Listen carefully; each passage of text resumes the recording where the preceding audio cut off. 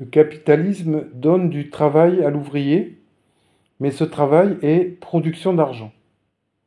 L'argent formate et réduit l'activité de l'ouvrier en tant que strict processus de production d'argent, et ce, quelle que soit la marchandise produite, marchandise dont la fonction finale et fondamentale est de se transformer à son tour en argent.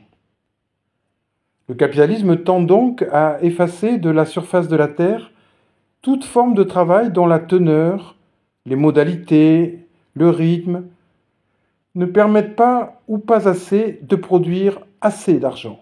Ou pire, ne produisent pas du tout d'argent.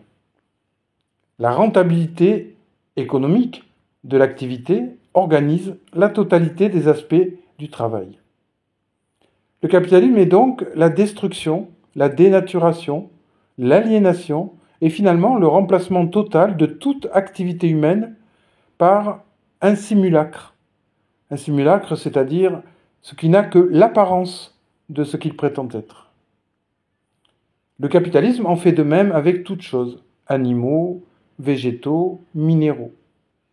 Il ne fait pas qu'arraisonner la nature, il la formate et la réduit en tant que strict processus de production d'argent, etc.